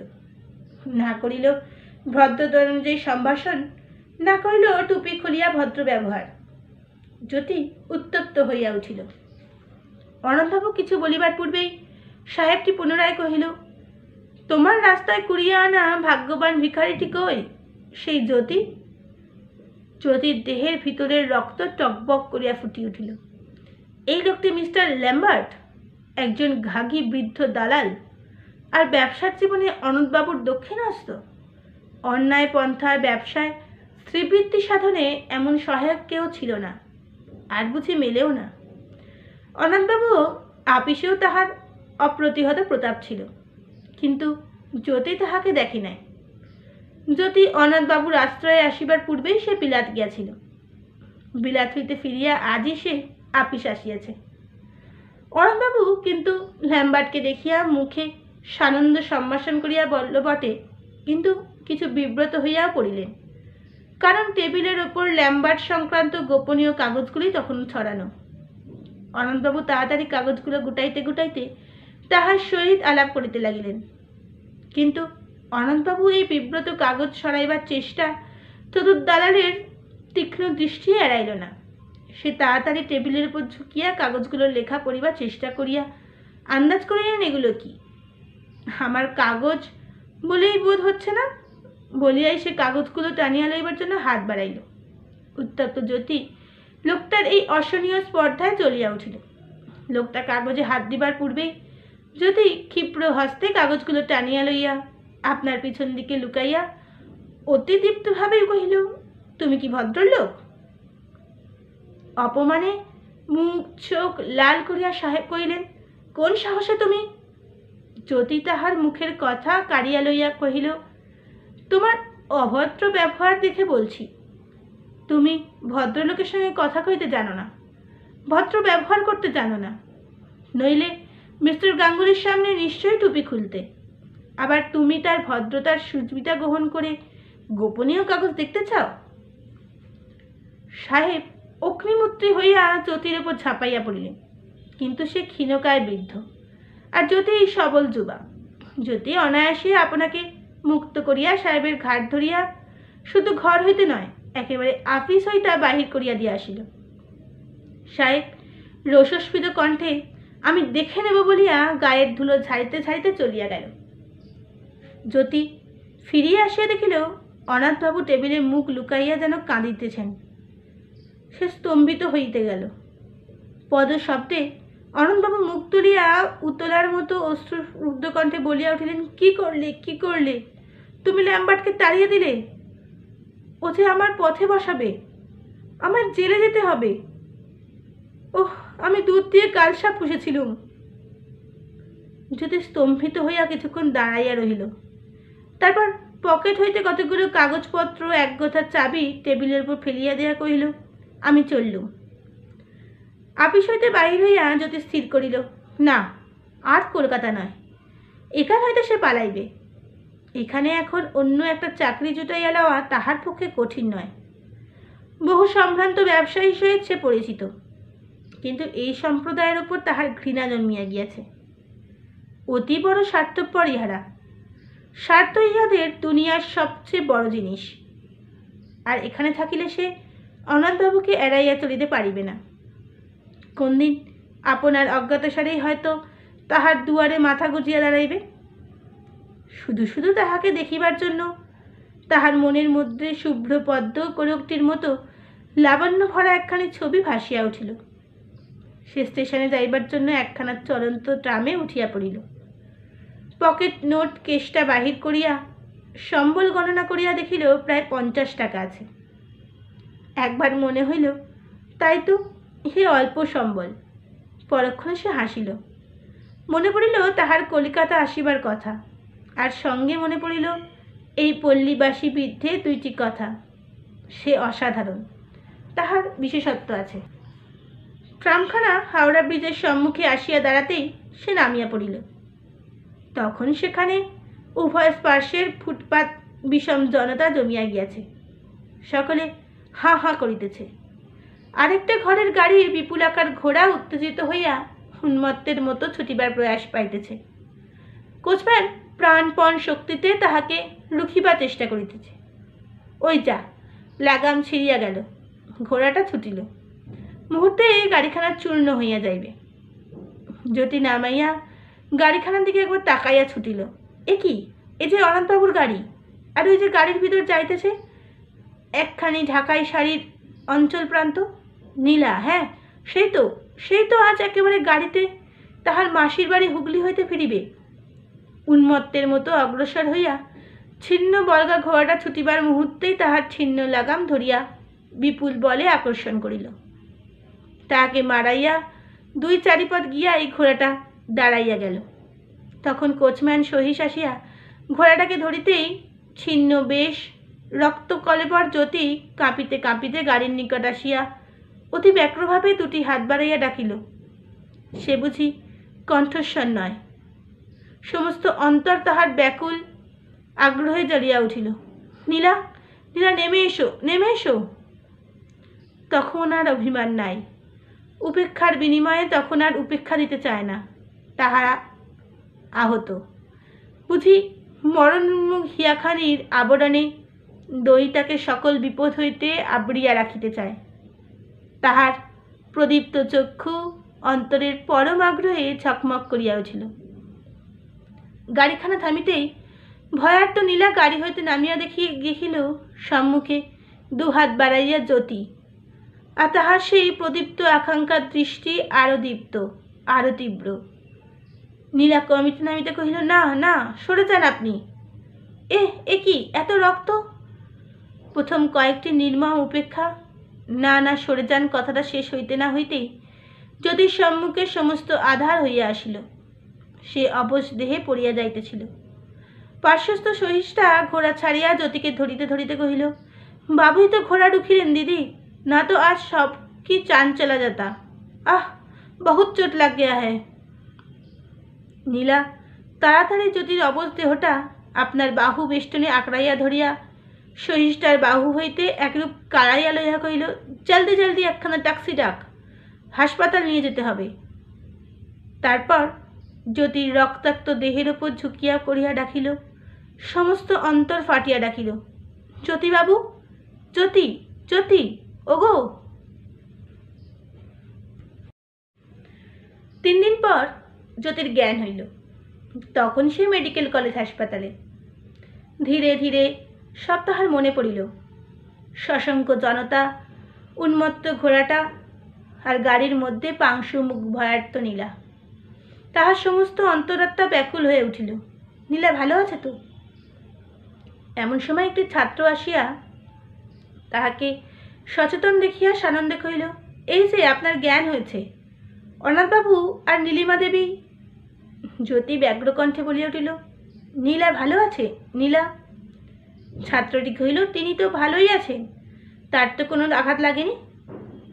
সঙ্গে সঙ্গে আবছায়া অন্তরালবর্তী ঝাপসা ছবির মতো বাকিটুকু তাহার মনে পড়িয়া উঠিল। পাংশুমুখ নীলা গাড়ি হইতে নামিতেছে। তবু তাহার প্রাণের দৃষ্টি পড়িতেই সে মুখ উঠিল ঘৃণা, আর কানে বাজিয়া উঠিল কটি কথা, না না, সরে যান আপনি, সরে যান। জীবনের ওপর মমতা পর্যন্ত যেন তাহার ঘুচিয়া গেল। ছাত্রটি কহিল, তারা এসেছেন আপনাকে দেখতে, ডাকি তাদের। জ্যোতি উত্তেজিত হইয়া কহিল, না না, আমি কারোর সঙ্গে দেখা করতে চাই না, চাই না। ছাত্রটি শতব্যস্ত কহিল, না না, কেউ আপনার সঙ্গে দেখা করতে আসবে না। আপনি শান্ত হন, আপনি শান্ত হন। জ্যোতি সবলে পাশ ফিরিয়া দেওয়ালের দিকে মুখ করিয়া আপন মনে মৃদু কণ্ঠে বলিতে লাগিল, কৃতজ্ঞতা কৃতজ্ঞতা, জীবনের দান পেয়েছি, সে পেয়েছি, দুই কথায়। না না, সরে যান, আপনি সরে যান। তারপর দীর্ঘশ্বাস ফেলিয়া চুপ করিল। ছাত্রটি জ্যোতি শান্ত হইয়াছে দেখিয়া ধীরে ধীরে বাহির হইয়া গেল। ছাত্রটি আসিয়া উৎগ্রীব নীলা ও অনাথবাবুকে কহিল, তিনি বেশ ভালোই আছেন, জ্ঞান হয়েছে। নীলার মুখে পুলকোচ্ছ্বাসে রক্তপ্রবাহ খেলিয়া গেল, চোখ দুটি উজ্জ্বল হইয়া উঠিল।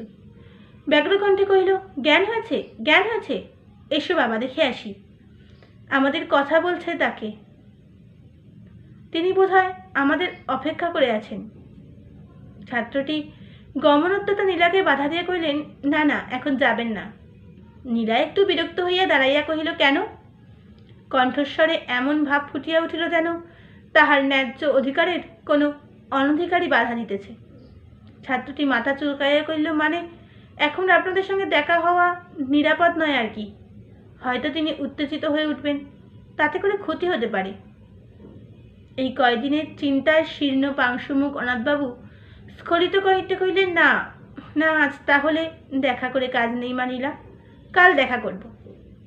নীলা ম্লান নেত্রে একবার পিতার পানে চাহিয়া ফিরিল, পদদ্বয় যেন অবশ ক্লান্ত। তখন মনে তাহার জাগিতেছিল সাগ্রহে প্রসারিত এক ব্যাকুল বাহুবেষ্টন। তার কানে বাজিতেছিল পরম মিনতি ভরা কটি কথা, নীলা নীলা, নেমে এসো, নেমে এসো। ঠিক তখনই দেওয়ালের দিকে মুখ ফিরাইয়া ব্যথাহত জ্যোতি ভাবিতেছিল দুজনের কথা। তাহার মনে শুভ্র পদ্মকটকটির পাশে ফুটিয়া উঠিয়াছিল শ্যামল লাবণ্য ভরা লজ্জিতা একটি অপরাজিতা, নীলার পাশে বিমলার ছবি। এই দীর্ঘ বৎসরিক কালের মধ্যে অনেকবার বিমলা তাহার মনের দ্বার প্রান্তে ভিখারিনীর মতো দাঁড়িয়েছে, কিন্তু নীলার ছবি আসিয়া সে দ্বার রুদ্ধ করিয়া দিয়া তাহাকে ফিরাইয়া দিয়াছে। কিন্তু আজ বিমলা নীলার পাশেই দাঁড়িয়েছে, নীলা আর তাহাকে ফিরাইতে পারিতেছে না। যদি ভাবিতেছিল কত পার্থক্য দুয়ে।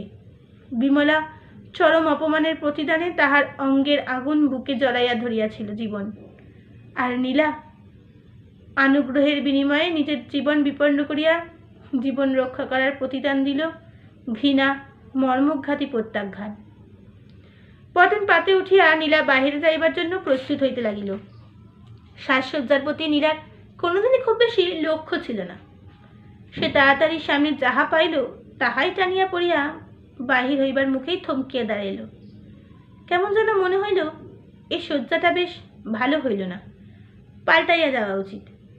সে ফিরিয়া বাক্স খুলিয়া কাপড় চোপড় ওলট পালট করিয়াও স্থির করিতে পারিল না কোন কাপড়টা তাহার আজ পছন্দ হইতেছে, কোন কাপড় তাহাকে ভালো মানাইবে। সহসা ঘড়িতে টং করিয়া একটা ঘণ্টা বাজিতেই সে ব্যস্ত সমস্ত হইয়া সর্বোপরি রক্ষিত নীল রঙের ঢাকাই শাড়িটি পরিয়া বাহিরে বেশ পরিবর্তন করিল। নিচে নামিয়া আসে একবার পিতার কক্ষে প্রবেশ করিয়া দেখিল অনাথবাবু গালে হাত দিয়া তখনও বিছানাতেই বসিয়া। তাহার মুখ যেন অবসন্ন, চোখের কোলে কালি পড়িয়াছে, যেন অনিদ্রায় তিনি সারা রাত্রি কাটিয়াছেন। উৎসুক নীলার চোখ এগুলি পড়িল না। সে অনুযোগের সুরে কহিল, এখনো বিছানায় বসে বাবা? অনাথবাবু যথাসম্ভব নিজেকে প্রফুল্ল করিয়া কহিলেন, এই তো 8টা বাজে মা। এই উত্তরে নীলা যেন অতি ম্লান হইয়া গেল। সে ধীরে ঘর হইতে চলিয়া যাইতেছিল, কিন্তু অনাথবাবু ডাকিলেন, নীলা। নীলা ফিরিল। অনাথবাবু কহিলেন, হোকগে সকালবেলা, চল আমরা এক্ষুনি যাই। হাউস সার্জেনকে এক্ষুনি অনুরোধ করলেই দেখা করতে দেবেন। মুখ তুলিয়া চাহিতেই এবার নীলার চক্ষে পড়িল পিতার মুখের দিকে। তাহার ক্লান্ত অবসন্ন মুখচ্ছবি দেখিয়া সে শিহরিয়া উঠিল। তাড়াতাড়ি পিতার পাশে বসিয়া তাহার গলা জড়াইয়া ধরিয়া আত্মস্বরে কহিলেন, এ কি বাবা, তোমার কি অসুখ করেছে? না না বাবা, এই অবস্থায় তোমার কোথাও যাওয়া হতে পারে না, ডাক্তার ডাকো এক্ষুনি। অনাথবাবু ম্লান হাসি হাসিয়া কইলেন, না মা, অসুখ করেনি, তবে ব্যবসার চিন্তায় সারা রাত্রিকাল ঘুম হয়নি। ল্যাম্বার্ট রেগে আমার সর্বনাশ করতে বসেছে। আটকাবার কোনো পথ নেই, সে আমার সব জানে। নীলা সান্ত্বনা দিবার ভঙ্গিতে স্নেহমাখা সুরে কহিল, যা হবার হবে, ভেবে কেন সারা হচ্ছ বাবা? আনন্দবাবু কহিলেন, লোভ জয় করা বড় কঠিন নীলা, আর টাকার লোভটাই বুঝি সবচেয়ে বড় লোভ। নইলে নীলা, জ্যোতি যে অবস্থায় ল্যাম্বার্টকে তাড়িয়ে দিয়েছিল, লোভ জয় করতে পারলে আমিও ঠিক তাই করতুম মা। যাক, যা হবার হবে, চল আর দেরি করব না। সেদিন জ্যোতি উঠিয়া বসিয়াছিল। তাহার উদ্দাম মন যেন একটু প্রবল আকাঙ্ক্ষায় আপন দেহখানি সুস্থ করিবার প্রয়াস পাইতেছিল। শ্যাম কোমল অপরাজিতার মালা গলায় পরিবার জন্য তাহার হৃদয়ে পরম ব্যগ্রভাবে বেলগায়ে ফিরিয়া যাইতেছিল। খোলা জানলা দিয়া তাহার দৃষ্টি কলিকাতার রৌদ্রোজ্জ্বল হেমরাজি ভেদ করিয়া ফিরিতেছিল ছায়া নিবিড় বেলগায়ে একখানি গোময় লিপ্ত আঙ্গনে। এই ছাত্র আসিয়া কহিলেন, আপনার আত্মীয়। জ্যোতি স্বপ্নাবিষ্টের মতো কহিল, কে? কাকা? ছাত্রটি কহিল, তা তো জানি নে, তবে নাম বললেন অনাথবাবু আর নীলিমা দেবী। জ্যোতি পাগলের মতো বলিয়া উঠিলেন, না না না, আমায় কি বাঁচতে দেবে না এরা? আমি কারোর সঙ্গে দেখা করব না। ছাত্রটি একটু বিস্মিত হইয়া চলিয়া গেল। জ্যোতি ক্লান্ত হইয়া শুইয়া পড়িল। কিন্তু মনে আবার জাগিয়া উঠিল পদ্মকরকটির মতন সুন্দর একটি ছবি। বাহিরে আসিয়া নীলা ক্ষণে ক্ষণে চঞ্চল হইয়া উঠিতেছিল। ছাত্রটি ফিরিয়া আসিতেই সে উঠাইয়া দাঁড়াইয়া ভিতরে যাইবার জন্য পা বাড়াইল।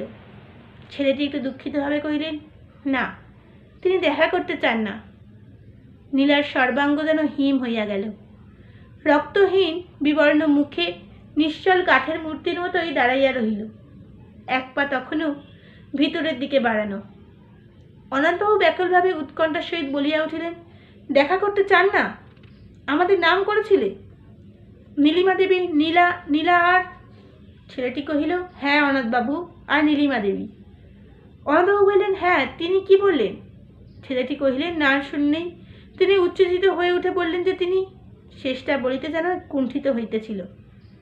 অনন্তবাবু যেন কথাটা সূত্র ধরিয়া দিয়া কহিলেন, যে তিনি। ছেলেটি এবার কহিলেন, তিনি দেখা করতে চান না। নীলা এবার ফিরিল। সে তাড়াতাড়ি পিতার হাত ধরিয়া টানিয়া কহিল, এসো বাবা, এসো, দেরি হয়ে যাচ্ছে, তোমায় অফিস যেতে হবে আবার। অনাথবাবু কিছুই বলিলেন না।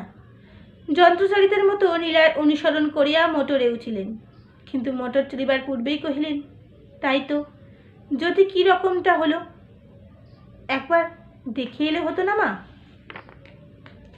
নীলা যেন বিচলিত, বাষ্প ভরাক্রান্ত কণ্ঠে কহিল, কাজ নেই বাবা।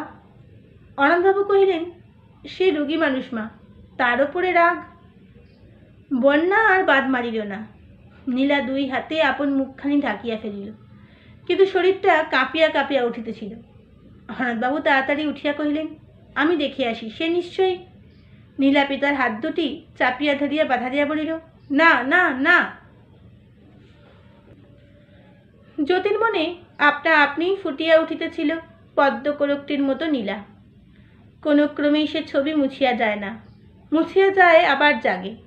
দীর্ঘ বুকে পদ্মকরকটি যেন তরঙ্গ হিল্লোলে এই ডুবে এই ভাসে। জ্যোতির সমস্ত অন্তর তিক্ত হইয়া উঠিল। সে নীলার আকর্ষণ কাটাইতে কলিকাতা ছাড়িয়া পালাইতে ব্যগ্র হইয়া উঠিল। কিন্তু কোথায়?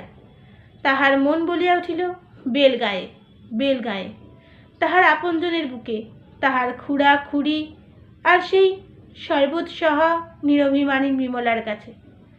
যদি উঠিয়া বসিয়া ভাবিতে লাগিল, আবার হয়তো কাল কৃতজ্ঞতার পালা গাইতে ইহারা আসিবে। তখন সন্ধ্যা হইয়া আসিতেছিল, লোকজন বড় কেউ ছিল না। যদি খাট ধরিয়া ধীরে ধীরে উঠিয়া দাঁড়াইল, ক্ষত স্থানগুলো চার পাইয়া টনটন করিয়া উঠিল। কিন্তু উদ্দাম মনের সবল ইচ্ছায় কোনো এক অদৃশ্য প্রবল আকর্ষণে সব ভুলিয়া বিছানার চাদরখানা মুড়ি দিয়া দুই এক পা ধীরে ধীরে চলিয়াই ক্রমে দ্রুততর গতিতে ঘর হইতে বাহির হইয়া পড়িল। সন্ধ্যার আবছায়া মেডিকেল কলেজের গাছগুলার ঘন অন্ধকারের আড়ালে আড়ালে সকলের অলক্ষ্যে সে গেট অতিক্রম করিয়া রাস্তায় আসিয়া পড়িল। একখানা চলন্ত ট্যাক্সি দেখিয়া সেই ট্যাক্সি থামাইয়া চড়িয়া বসিয়া কহিল, চলো হাওড়া স্টেশন। সামান্য দূর গিয়াই তাহার সম্বলের কথা মনে পড়িতেই প্রাণটা কেমন করিয়া উঠিল। সঙ্গে কিছুই তো নাই। দারুণ আশ্বস্তারে দু হাতে মুঠি বাঁধাইতেই হাতের আংটিটার কথা তার মনে পড়িয়া গেল। একটা পরাম অস্বস্তির নিঃশ্বাস ফেলিয়া সে ট্যাক্সি চালকে কহিল, পহলে রাধা বাজার চলো, আর জেরা ধীরে সে ভাই। পরদিন অনেকটা বেড়াতে নীলা উঠে নাই। মনের সঙ্গে যুদ্ধ করিতে করিতে সারা রাত্রি প্রায় ঘুমাইতে পারে নাই। বারবার সে নিজেকে নিজে প্রশ্ন করিল, তাহার জন্য কেন এই আকর্ষণ? তাহাকে তো কখনো পাই নাই, বারবারই তো দূরে ঠেলিয়া রাখিয়াছি। মন বলিয়াছে আকর্ষণ হইবে না, তাহাকে সে ভালোবাসে। আর পাও বা না কি করিয়া? সে তো আপনাকে দিয়াছিল, কিন্তু দম্ভিকার ধর্মই যে পাওয়ার জিনিসকে দূরে ঠেলিয়ে বাহির্য উপেক্ষা দেখানো। আবার সে বলিল, কিন্তু একটা কথা ভুল হইল। ভালো, আমি তাহাকে বাসি নাই, ঘৃণাই করিয়াছি। মন কহিল, সর্পের চুম্বন গরল না ঢালিয়া হয় না। দাম্ভিকার ভালোবাসা ঘৃণার ভিতর দিয়াই আত্মপ্রকাশ করে। শেষে হার মানিয়া ভোরের দিকে ক্লান্ত অবসন্ন হইয়া সে ঘুমিয়া পড়িয়াছিল। অনাথবাবু আর্তস্বরে ডাকিয়া কহিল, নীলা, নীলামা, সর্বনাশ হয়েছে। পিতার আর্তস্বরে নীলা ধর্মর করিয়া উঠিয়া তাড়াতাড়ি শিথিল বসন সংযত করিয়া লইয়া বাহিরে আসিতেই অনাথবাবু আর্তস্বরে কহিলেন, সর্বনাশ হয়েছে মা, জ্যোতিকে পাওয়া যাচ্ছে না। হাসপাতাল থেকে এই মাত্র টেলিফোন করলে।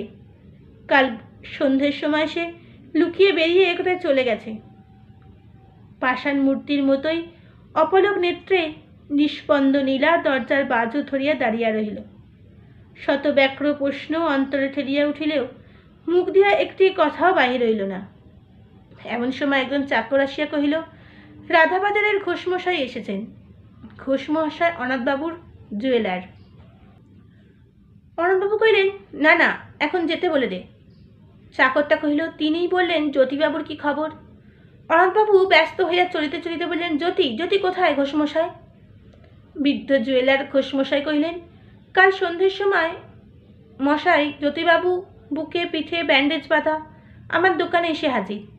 এই আংটিটি আমায় দিয়ে কহিলেন 100 টাকা দিতে হবে, বিশেষ দরকারে দেশে যাবেন। আংটিটা এই সেদিন আমার দোকান থেকেই 150 টাকায় কিনেছিলেন। আমিও বললুম, সে কি গঙ্গুমশাই, কি বলবেন? তা ভদ্রলোক আমার হাত দুটো চেপে ধরে বললেন, না না, সেই সময় আমার নেই, দেখছেন না হাসপাতাল থেকে বাড়ি যাচ্ছি। এই অবস্থায় কি তারা আমায় বাড়ি যেতে দেবেন? আংটি আপনাকে রাখতে হবে না, আপনি আমায় খড়বুনি পোস্ট, বেলগ্রাম ভায়া রসিকপুর এই ঠিকানায় ভিপি করে দেবেন, আমি ছাড়িয়ে নেব। কি করব, টাকা দিলুম। আজ সকালে ভাবলুম আপনারা তো খবর জানেন না, তাই খবরটা দিয়ে আসি। অনাথবাবু ব্যগ্রভাবে কহিলেন, কি ঠিকানা বললেন? বলিয়া পকেট হইতে নোটবুক বাহির করিয়া লিখিতে উদ্যত হইলেন। ঘোষ বলিলেন, খড়বুনি পোস্ট, বেলগাঁ ভায়া রসিকপুর। অনাথবাবু লিখিয়া লইয়া আর দাঁড়াইলেন না। বৃদ্ধ ঘোষ যে বসিয়া রহিলেন, তাহাকে আর একটা কথা পর্যন্ত না কহিয়া তাড়াতাড়ি ভিতরের দিকে ছুটিলেন। নীলা, নীলা, পেয়েছি, সন্ধান পেয়েছি। বৃদ্ধ ঘোষ হাঁ করিয়া বসিয়া রহিলেন। অল্পক্ষণ বসিয়া থাকিয়া তিনি ধীরে ধীরে উঠিয়া যাইতেছেন। এমন সময় অনাথবাবু যেমনভাবে ছুটিয়া ভিতরে গিয়েছিলেন, তেমনভাবেই ছুটিয়া আসিয়া কহিলেন, হ্যাঁ হ্যাঁ, এই ঠিকানাটা ঠিক তো ঘোষমশাই? তখন সবেমাত্র প্রভাতের আলো ফুটিয়াছে, মানুষ তখনও জাগে নাই। বেলগাঁয়ে হরিচরণ চণ্ডীমণ্ডপের সম্মুখে জ্যোতি একখানা গাড়ি হইতে গাড়োয়ানের সাহায্যে নামিয়া দরজায় দাঁড়াইয়া ব্যগ্রভাবে ডাকিল, কাকা। ওই একটিবার ডাকিয়াই জ্যোতি হাঁপাইয়া উঠিল। গাড়োয়ান তাহারই শ্রান্ত ভাব লক্ষ্য করিয়া ব্যস্ত হইয়া গৃহকর্তার উদ্দেশ্যে হাঁকিল, বাবু, বাবু। ধীরে ধীরে বহির্দ্বার খুলিয়া দ্বারের পার্শ্বে আত্মগোপন করিয়া কে একজন মৃদু কণ্ঠে কহিল, কে? কণ্ঠস্বরে যেতে চিনিতে সে কে। ব্যাকুল কণ্ঠে ডাকিল, বিমলা, বিমলা, আমি জ্যোতি। কে কে? তুমি এসেছ? বলিয়া মধুলি ধ্বনি উৎকর্ণা কুরঙ্গিনীর মতোই চকিতে সম্মুখে আসিয়া দাঁড়াইল বিমলা। শুভ্র বসনা, নিরাভরণ রুক্ষ মূর্তি। দেহের ওপর যত অত্যাচার হইয়াছে সব তুচ্ছ করিয়াছিল মন, কিন্তু বিমলার এই বিধবার মূর্তি সব আনন্দের মাথায় বাজ হানিয়া মনের সঙ্গে সঙ্গে এক মুহূর্তে জ্যোতিকে যেন ভাঙিয়া দিল। একই দেখলুম ভগবান বলিয়া সে ঢলিয়া পড়িল। বিমলা তাহার পতনমুখ দেহখানা সবলে আঁকড়াইয়া ধরিয়া আর্তকণ্ঠে চিৎকার করিয়া উঠিল, এ কি হলো মেসোমশাই, মেসোমশাই! সারাটা দিন অজ্ঞান অবস্থাতেই জ্যোতির কাটিয়া গেল। হরিচরণবাবু শহর হইতে ডাক্তার আনিয়াছেন, কিন্তু নিজে এত ব্যাকুল হইয়া পড়িয়াছেন যে ক্রমাগত তিনি বাহিরেই ফিরিতেছেন, ঘরে ঢুকিতেও সাহস পাইতেছেন না। হরসুন্দরী আজ মায়ের মতোই জ্যোতির মাথায় শিয়রে নির্বাক নিস্পন্দ, কোন দিকে দৃষ্টি নাই। জ্যোতির পাণ্ডুর মুখখানা চাহিয়া বসিয়া আছেন, আর অন্তরখানি দেবতার পায়ে মাথা কুটিয়া মরিতেছেন। আর বিমলা যেন মূর্তিমতী সেবা কর্মিষ্ঠা মেয়েটি 2 হাতে 10 হাতে পরিচর্যা করিয়া যাইতেছে। জ্যোতি নিষ্পন্দের মতো শুইয়া মাঝে মাঝে অস্ফুট কণ্ঠে 2-1টি কথা বকিয়া যাইতেছে। হরিচরণ ডাক্তারকে জিজ্ঞাসা করিলেন, ডাক্তারবাবু ভালো হবে তো? জ্যোতি আমার বাঁচবে তো? ডাক্তার কহিলেন, দেখুন এত মিথ্যা স্তোক দিয়ে লাভ নেই। আহত দুর্বল শরীরে উনি বড় পরিশ্রম করে এসেছেন, এটা হচ্ছে তার প্রতিক্রিয়া। এটা যদি কাটিয়ে উঠতে পারেন তবেই, সে তো ভগবানের হাতে। হরিচরণের 2 চোখকে হু করিয়া অশ্রু ঝরিয়া পড়িল। তিনি আবার কহিলেন, জ্ঞান হবে না, 2টো কথা কইতে পারবো না। ডাক্তার কহিলেন, ভালোর দিকে গেলে তো জ্ঞান হবেই, আবার মন্দ হলেও অনেক সময় শেষ দিকে জ্ঞান হতে পারে। হ্যাঁ মশাই, ওইটাই কি জ্যোতি, জ্যোতি রায়ের বাড়ি? বলিয়া উদ্ভ্রান্তের মতো অনাথবাবু প্রবেশ করিলেন, সঙ্গে সবের মতো পাংশুমুখী নীলা ও অপর একটি ভদ্রলোক, হাতে চামড়ার ব্যাগ, পকেট হইতে স্টেথোস্কোপ উঁকি মারছিল। হরিচরণ বিস্ময়ে হতভম্বর মতো বললেন, কে আপনি, কে? এমন সময় বিমলা বাহিরে আসিয়া কহিল, জ্ঞান হয়েছে বোধহয়, চোখ মেলে তাকাচ্ছে।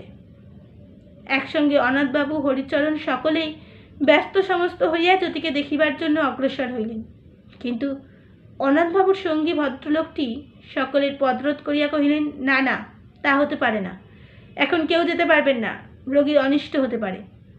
সকলে দাঁড়াইয়া গেল, কিন্তু নীলা পথ ছাড়ুন বলিয়া ভদ্রলোকের হাত ঠেলিয়া দিয়া সাগরভিমুখিনী তরঙ্গিনীর মতো অগ্রসর হইয়া বিমলাকে কহিল, আমায় নিয়ে চলুন, কোথায় তিনি আছেন নিয়ে চলুন। বিমলা আসিয়া সংবাদ দিবার পর হইতেই এই মেয়েটি লক্ষ্য করিতেছিল, তাহার প্রতিটি ভঙ্গিটি পর্যন্ত তাহার দৃষ্টি অতিক্রম করে নাই। সে সাদরে তাহার হাত ধরিয়া কহিল, এসো ভাই, তোমার নাম বোধ হয় নীলা। নীলা সবিস্ময়ে কহিল, আপনি কেমন করে জানলেন? বিমলা কহিল, অসুখের ঘোরে সারাক্ষণই যে তোমার নাম করছিলেন, তাই শুনেছি, আর বেরিয়ে এসেই তোমার মুখ দেখেই চিনেছি তুমি সেই। একটু আস্তে, আমার পেছনে থাকো, হয়তো তোমায় দেখে চমকে উঠতে পারেন। নীলাকে পিছনে করিয়া ঘরে প্রবেশ করিয়া বিমলা দেখিল, জ্যোতি ছোট ছেলেটির মতোই হরসুন্দরীর গলাটি জড়াইয়া ধরিয়াছে, আর হরসুন্দরী অঝরঝরে কাঁদিয়া ঝরঝর অশ্রুধারায় তাহাকে অভিষিক্ত করিতেছেন। পদশব্দে মুখ ফিরাইয়া জ্যোতি দেখিল, সেই নিরাভরণ শুভ্র বসনা বিমলা, নয়নের চিরকোমল দৃষ্টি যেন ম্লান ব্যথাময়। জ্যোতির মনে হইল সে দৃষ্টি যেন কত অব্যক্ত অনুযোগে ভরা। একটু অস্ফুট আর্তনাদ করিয়া জ্যোতি 2 হাতে মুখ ঢাকিল। বিমলা কিন্তু অতি সহজভাবেই কত স্নেহ সরস কণ্ঠে কহিল, দাদা। কথার আখর 2টি, কিন্তু ওই 2টি আখরেই কত কথা কহিয়া গেল। সুরটুকুতেই কত সান্ত্বনা জ্যোতিকে দিল, বুকের বোঝা কত হালকা করিয়া দিল। সে মুখ খুলিয়া বিমলার মতোই দৃষ্টিতে সে কণ্ঠে ডাকিল, বোন। বিমলা বোনের মতোই আবদারের সুরে কহিল, বেশ লোক তো তুমি দাদা, 1.5 বছর তো কোথায় ডুবে থাকলে, খবরটা পর্যন্ত নেই। তা না হয় নাই দিলে, কিন্তু বৌদির খবরটা তো দিতে হয়। জ্যোতির অন্তরটা ধক করিয়া জ্বলিয়া উঠিল। একটি শুভ্র পদ্মকরকের ছবি আবার ভাসিয়া উঠিল।